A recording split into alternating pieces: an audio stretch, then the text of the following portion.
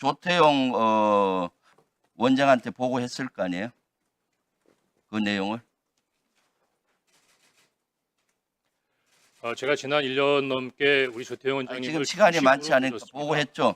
예, 근데 원장님께서 저한테 보고를 받지 않았다라고 말씀하시고 계시기 때문에 제가 참 뭐라고 말씀드리기 좀 어려운데 몇 시에 보고했죠? 엄중한 자리인 만큼 네.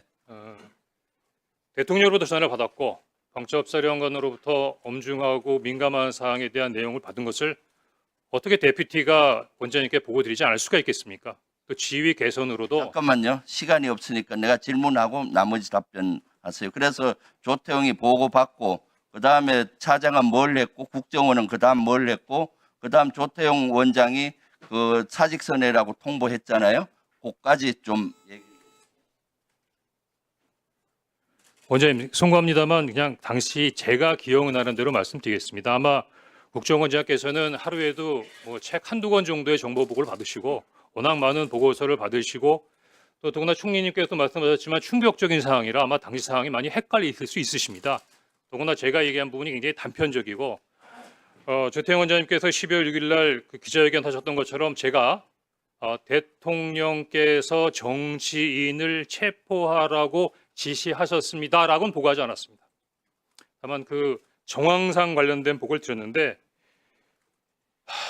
10시 53분에 대통령으로부터 전화를 받고 11시 6분에 방첩사령관으로부터 어떤 내용인 줄 알게 됐습니다. 제가 방첩사령관에게 전화를 할 때는 우리 국정원이 놓쳤지만 아마 대통령께서 이렇게 싹 다 잡아드리라고까지 말씀하시는 거 보니까 국내에 장기 암약하던 간첩단 사건을 적발했나 보다. 그래서 아마 이렇게까지 긴급하게 진행돼야 된다고 생각하고 국정원에까지 지원을 요청한다고 추정했었습니다. 그런데 여인영 간첩사령관으로부터 체포 대상자 명단을 받아보는 순간에 이게 뭐가 잘못됐구나라고 전반적인 사항이 흐트러져서 이해하기 어려웠습니다. 더구나 11시 6분에 방첩사령관하고 통화한 다음에 11시 30분에는 그 원장님께서 지시하셔서 원장님 직무실에서 긴급 정무직 회의가 열립니다. 만약에 자리에 안 계셨다면 모르지만 방금 대통령으로 전화받고 방첩사령관으로 전화받은 내용을 11시 6분에 알고 있는데 11시 30분에 정무직 회의 때 바로 제 앞에 앉아 계셨거든요. 그거 어떻게 말씀 안 드릴 수가 있습니까? 좀 전에 말씀하신 내용 중에 홍장원 전 1차장에 대해서 사직서를 받았다 하셨는데 사직서를 받으신 구체적인 이유는 무엇입니까? 네, 그 비상계엄이 있었던 12월 3일 그 다음 날인 12월 4일 오후에 저한테 찾아와서 우리 홍 차장이 야당 대표하고 전화 한번 하시면 어떻겠냐는 얘기를 했는데 저는 그 상황에서 그 조언은 굉장히 부적절하고 정치 개입이 성이라고 생각을 했기 때문에 엄중한 시기에 같이 가기가 어렵겠다고 판단을 했습니다. 그래서 건의를 드렸습니다. 그러면은 사직서를 내라고 하니까 홍장원 1차장이 그냥 사직서를 별다른 설명 없이 제출했습니까? 제가 본인을 오라고 해서 정무직이라는 건 임기가 없는 자리니까 어느 때든 그만두려면 그만두는 거고 나도 그런 마음이고 이번에 정무직 교체가 있으니 사직서를 내라고 했고 사직서를 받았습니다. 홍장원 1차장도 앞에 앉아서 그 조금 전에 방첩사 지원하라는 지시를 대통령으로 전화를 받았다라고 보고를 받았다고 했죠. 정무직 회의에서는 이 얘기를 하지 않았습니다. 그럼 언제 이 사항을 알았습니까? 정무직 회의가 끝나고 네. 제가 이제 나가려고 하는데 다시 본인이 혼자 찾아와서 그때 저한테 대통령 전화를 받았습니다. 아마 제가 원장님이 제가요 원장이 외국에 있는 거로 생각하신 것 같습니다. 라고 얘기를 했고 그 다음에 방첩사를 지원하라는 말씀을 했다 이렇게 얘기를 했습니다. 그때가 몇 시쯤이었죠? 정무직 회의 끝나고 바로니까 제가 한 10분쯤 회의를 했다고 저희 실무자들이 기억하니까 11시 한 50분이나 45분 50분 네. 그거가 아닐 겁니다. 정무직 회의할 때 조금 전에 얘기한 것이 국정원은 뭘 할지 모르니까 비상계엄 때 스터디를 해서 아침에 정무직 회의하자고 지시했다 했죠? 그렇습니다. 다양한 아이디어를 내라는 거 아니겠습니까? 그리고 그 끝나고 홍장원 1차장이 방첩사 지원하라는 대통령 전화를 보고했는데 무슨 지시는 했는지 모르겠다라고 얘기했죠. 말씀드려도 됩니까? 예. 우선 그 정무직 회의에서의 얘기는 그 당시 어느 한 정무직은 저한테 그거는 법령과 매뉴얼을 찾아봐야 될 것 같다. 아니, 저 묻는 답변 그래서 제가 아이디어를 내자는 게 아니라 하게 되어 있는 해가 그러니까 하게 돼 있는 일이 뭐냐 뭐 그런 거 무엇인지 아니겠어요? 묻는 그리고 거고요. 또 스터디 하라고 그다음에 그다음에 묻는 것만 답하세요. 그다음 방첩사를 지원하라고 했는데 조금 전에 무슨 지시인지는 몰랐다 하는데 이것은 말이 안 되죠. 대통령 지시가 방첩사 지시한 건데 뭐인지 확인을 안 했단 말이에요. 홍장원 1차장은 당연히 얘기했을 것이고 그리고 나서 그 다음날 홍 차장이 오후에 야당 대표한테 한번 전화 한번 하시죠. 이것이 어떻게 정치적인 중립 위반이죠? 전화하라는 아이디어를 내는 것이.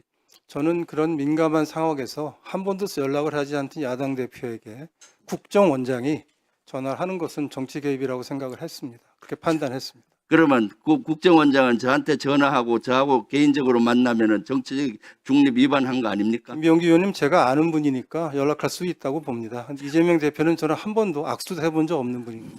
그것은 좀 말도 안 되는 이유죠. 홍장원 1차장이야말로 실제 이번에 차관 장관급 중에 유일하게 대통령 지시 이거 잘못됐다는 걸 하고 묵살을 함으로써 국정원을 살렸어요. 사실은.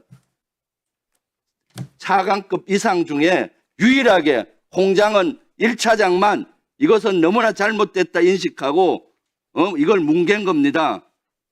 국정원을 살렸고 조태영 원장을 살렸어요.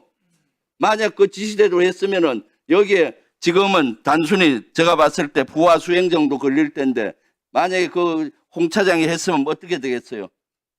중요 임무 종사자로서 지금 여기 안 있고 구속됐을 거예요. 그런데도 말도 안 되는 뭐 전화하라는 아이디어 낸 걸 가지고 정치적인 중립 위반으로 사표를 써라? 이거 월권행위 아니에요? 제가 직무 범위 내에서 한 일이고 직무 범위가 아니죠. 이것은 대통령 제가- 공산에 지시고 한 건데. 아닙니다. 홍 차장 나와 보세요. 인사 건의를 했고 대통령이 받아들였습니다. 그러니까 직무 권한을 벗어난 거예요. 권한도 아닌데. 저는 인사 건의를 할 당신을 살린 사람을 그렇게 내치는 게 어디 있어요? 그렇게 말씀하시면 안 되시겠습니다. 안 되기는 국민의 눈높이로 보면은 당연히 그런 거지. 홍 차장이야말로 유일하게 현 정부에서 고위급 중에서 대통령 비상계엄 잘못됐다는 것을 묵살한 사람이에요. 그런데 저렇게 보직해임 시키고 파이아웃 시켜요? 해병대 박정훈 대령 똑같은 사례예요. 이 윤석열의 국회의원 체포 지시를 조태용 원장에게 보고하거나 알린 바가 있었다고 하셨죠? 당시상을 좀 설명드릴 수 예. 되겠습니까? 설명해 주십시오. 예. 일단 오전에는 원장님께서 홍장원 차장으로부터 보고받은 적이 없다고 말씀하셨는데 오후에는 그래도 대통령으로부터 전화를 받았다든가 방첩사를 지원하다든가 하는 부분에 대해 보고를 받았다고 말씀해 주셔서 제가 조금 마음이 가볍습니다. 다행입니다. 그런데 보고를 할 때 방첩사를 지원하라고 합니다라고 얘기만 하고 딱 끊고 그다음에 다른 얘기는 안 하나요? 사실대로 말씀드리면 보고를 보고를 안 한 것이 아니라 보고를 거부하신 겁니다. 제가 정무주의 때 얘기하지 않은 것은 내용 자체가 너무 민감한 부분이라서 다른 사람들하고 쉽게 공유할 수 있는 사항이 아니라고 생각했습니다. 그래서 일단 정무직 회의를 마치고 제 보좌관에게 원장님께 보고 드릴 수 있는 사항인지는 한번 확인해 보라고 그랬습니다. 그랬더니 오라고 말씀하셨고 제가 서둘러서 원장님실로 보고를 들어가는 것을 비서실 직원들이 다 봤으니까 아마 보고 드렸던 것 자체를 다르게 말씀하실 수는 없을 겁니다. 제가 물려고 들어가니까 원장님께서는 그 정무직 회의를 하셨던 그 소파에 그냥 앉아 계셨고 제가 앉자마자 원장님 제가 대통령님으로부터 전화를 받았습니다. 그런데 아마 대통령님께서 해외 출장을 이미 출발하셔서 아마 국내에 안 계신 줄 알고 저에게 전화하신 것 같습니다라고 얘기했는데 그 뜻은 원장님께서 그 다음날 아침에 일찍 해외 출장이 있으셨어요. 아마 국정원장 정도의 출장은 대통령께서도 아셨을 테니까 아마 착오인지는 모르겠지만 왜냐하면 그 이외에는 저에게 전화할 이유가 없었기 때문이죠. 그 다음에 아무 말씀 없었습니다. 더구나 비상국무회의에 가서 대통령을 만나고 오셨을 텐데도 비상국무회의에 갔다 왔다라는 말씀도 없으셨습니다. 그래서 제가 이어서 대통령께서 방첩사를 지원하라고 합니다라고 하니까 아무 말씀도 없으셨습니다. 그래서 제가 사실은 조금 좀 놀라시라고, 근데 방첩사에서 지금 이재명하고 한동훈을 잡으러 다닌답니다 라고 말씀하시니까 다소 의외의 답을 받았습니다. 내일 아침에 얘기하시죠. 그래서 지금 드릴 수 있는 사항이 아니잖아요. 더구나 정무직 회의도 지금 TV에서는 계엄군과 시민, 경찰, 국회 관계자들이 엉켜서 정말 국가의 초유의 위기 상황으로 치닫고 있는데, 국가안보를 책임지고 있는 순회 회의에서의 어떤 결론이 내일 아침에 얘기하시죠? 그럼 그 야간 동안은 뭘 한다는 겁니까? 그래서 제가 원장님께 방첩사를 지원하라는 대통령의 지시가 있다고 하면서 방첩사에서 한동훈과 이재명을 잡으러 다닙니다 라고 말씀드리니까 내일 아침에 얘기하자고 말씀하셨고, 그래서 제가 원장님 그래도 최소한의 업무 방향이나 지침은 주셔야죠 그렇게 말씀드렸더니 그 앉았던 소프에서 일어나서 가버리셨어요. 더 이상 보고 드릴 수가 없었습니다. 그것을 우리 홍 차장께서는 원장이 정치 개입이라고 판단했다고 생각하십니까? 제가 보기엔 지금 원장님께서 정치 개입이라고 판단하는 것은 그 내용이 아니라고 생각합니다. 그 정치 개입이라고 원장님께서 말씀하신 건 다른 얘기인데요. 그 다음 날 11시 30분 정무직 회의가 끝나고 난 다음에 원장님께서 이런 제의를 하십니다. 통상 일주일에는 한 번이나 두 번 정도 정무직 회의를 하는데 상황이 엄중하니까 우리 매일 아침마다 티타임을 하면서 상황 관련된 부분에 대한 대처 협의를 합시다. 저는 그거를 아침마다 9시에 원장님하고 티타임 하면서 이런저런 부분에 있어서 업무를 협의해야 한다고 생각했고, 그러면 원장님께 어떤 아이디어를 드릴 수 있을까라는 생각을 했습니다. 그래서 5일날 오후 정도로 기억이 되는데, 그때 오전에 야당 대표께서 비상계엄에 군을 동원해서 도리어 북한의 군사위협이 더 가중되는 면이 있다라는 발표를 하시면서 조금 북한 군사에 대한 북한의 군사 위협에 대한 약간의 불안감을 느끼시는 말씀을 하셔서, 그래 맞다. 지금 비상계엄은 대통령께서 직접 하신 부분이니까 대통령실에서 할 수도 있는 부분도 아니고 국회도 이렇게 혼란스러운 상태에서 그냥 원장님께서 야당에다가 얘기해서 북한 관련된 부분, 한반도의 안보 상황 우리 국정원이 잘 관리하고 있습니다. 해외 관련된 부분의 동맹과도 잘 소통하고 있고 국내 사회 질서도 잘 나름대로 관리하고 있으니 국정원이 앞으로 나름대로의 어떤 비상계엄 이외의 여러 가지 부분에 있어서의 국면을 잘 감당하겠습니다. 그렇게 전화 한 번 하는 게 없겠느냐고 브레인스톰 차원에서 그냥 건의드린 겁니다. 물론 네. 이것 때문에 원장님이 저를 경질했다고 생각지 않습니다. 가만히 계세요. 왜냐하면 지금은 다들 알고 계시지만 12월 6일만 하더라도 이런 사항에 대해서는 알고 계신 분이 많지 않았기 때문에 아마 원장님께서도 12월 6일날 당일날 12월 3일날 홍장원이가 대통령 말 안 들어서 경질한다는 말씀을 하실 수 없으셨을 겁니다.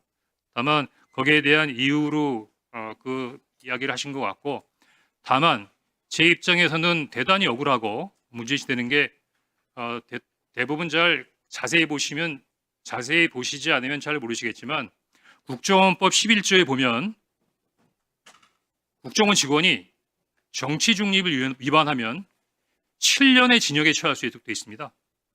그러면 원장님께서 평소와 다르게 11월 6일 12시에 국정원장께서 이례적으로 자청하셔서 기자회견을 한 상태에서 홍장원 차장을 정치 중립 의무의 위반으로 인사경질했다고 하는 부분은 죽으라는 거예요. 사법적으로 매장하겠다는 겁니다.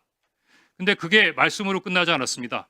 그 다음날 네이버를 쳐보면 금방 알 수 있는 시민단체에서 저를 고발했고 12월 8일 그날이 대통령의 탄핵이 기각된 그 다음날 저는 검찰로부터 시민단체가 고발한 정치중립 의무 위반 혐의로 피의자로 검찰에 출두하라는 통보를 받습니다. 그러면은 그 정도면 국회에 공익제보 보호를 요청해야 되는 상황 아닙니까? 네, 맞습니다. 자, 그러면은 우리 홍 차장께서는 경질당한 것이 정치적 보복으로 느끼셨겠네요. 처음에는 두 가지로 나눠서 생각해야 되는데 12월 5일에 얘기할 때만 하더라도 저 대통령 좋아했습니다. 시키는 거 다 하고 싶었습니다. 근데 그 명단을 보니까 그거는 안 되겠더라고요. 예를 들어서 위원장님 집에 가셔서 편안하게 가족들하고 저녁 식사하고 TV 보시는데 방첩사 수사관과 국정원 조사관들이 뛰어들어서 수갑 채워서 벙커에 갖다 넣었다. 대한민국이 그러면 안 되는 거 아닙니까? 그런 게 매일매일 일어나는 나라가 하나 있습니다. 어디? 평양. 그런 일을 매일매일 하는 기관 어디? 북한 보위부. 이상입니다. 그날 그 홍장원 차장이 정무직 회의에서나 아니면 저하고 따로 면담을 할 때 대통령이 체포 지시를 즉 싹 다 잡아들이라는 얘기를 했다는 말을 한 적이 없습니다. 그 얘기는 제가 전혀 못 들었고요.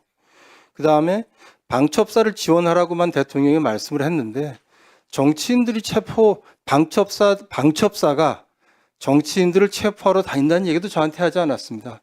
자, 그러면 지금부터 잠시만 주목해 주시기 바랍니다. 제가 구독자분들을 위해서 선물 하나를 준비했는데요. 제가 항상 여러분들께 드리는 말씀이 있습니다. 뉴스만 평소에 잘 챙겨보셔도 돈이 되고 돈을 벌 수 있다라고 말씀을 드렸는데요. 여러분들은 여기 보시는 삼성전자 뉴스를 보고 어떤 생각이 드세요? 아니면 정치인들의 뉴스, 날씨 뉴스를 보고는 어떤 생각이 드시나요? 그냥 뉴스만 보고 끝내는지 아니면 이 뉴스를 어떻게 이용할 수 있는지 이 부분을 고민하고 계시는지를 되물어보고 싶습니다.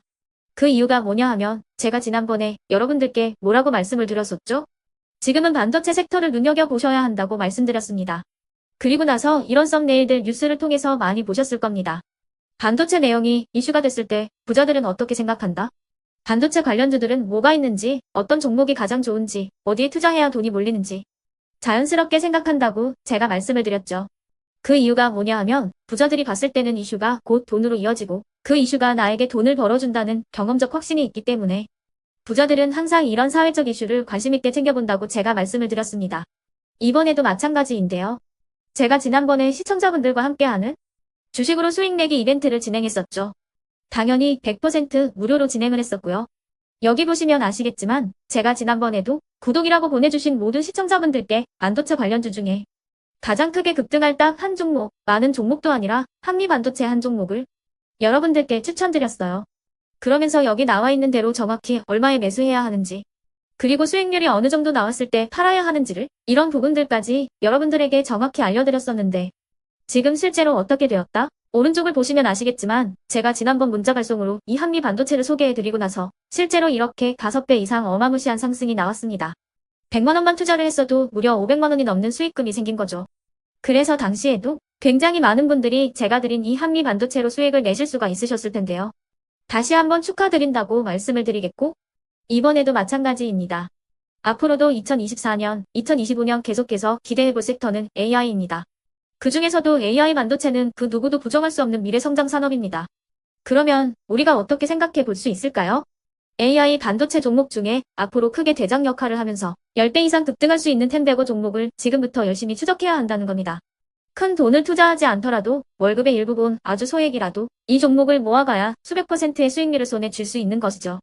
지금 여러분이 보고 계시는 이 유튜브 또한 AI 반도체와 아주 밀접한 연관이 있고 반도체야말로 대한민국의 핵심 산업으로 앞으로 더더욱 시장은 성장할 수밖에 없습니다. 그렇기 때문에 제가 이번에도 뭘 보내드리고 있냐면 지난번과 똑같이 구독이라는 문자를 보내주시면 제가 AI 반도체 관련주 중에 앞으로 대장주 역할을 하면서 주가가 가장 크게 급등할 한 종목을 여러분들께 문자 발송으로 종목명과 사고 파는 시점을 모두 알려드릴 건데요. 그 문자를 받고 여러분들이 주식으로 돈 버는 연습을 한번 해보셨으면 좋겠고요. 혹시라도 나는 주식을 하지 않는다 하시는 분들은 주변에 주식하시는 지인분들에게 말씀을 해주셔도 되고요. 아니면 연세가 있으셔서 투자가 어렵다 하시는 분들은 이 종목을 자녀분들에게 한번 사봐라. 이걸로 한번 수익을 내봐라. 이렇게 조언을 해주실 수도 있는 거겠죠. 그래서 지금 이 영상을 보시는 시청자분들 중에 나도 이번 종목이 좀 궁금하다 하시는 분들은요. 누구나 상관없이 그리고 어느 시간대나 상관없이 부담없이 010-2514-5930번으로 구독이라는 문자 보내주시면 제가 이번에도 똑같이 무료 추천 급등주 문자를 보내드리겠습니다. 이해되시겠죠?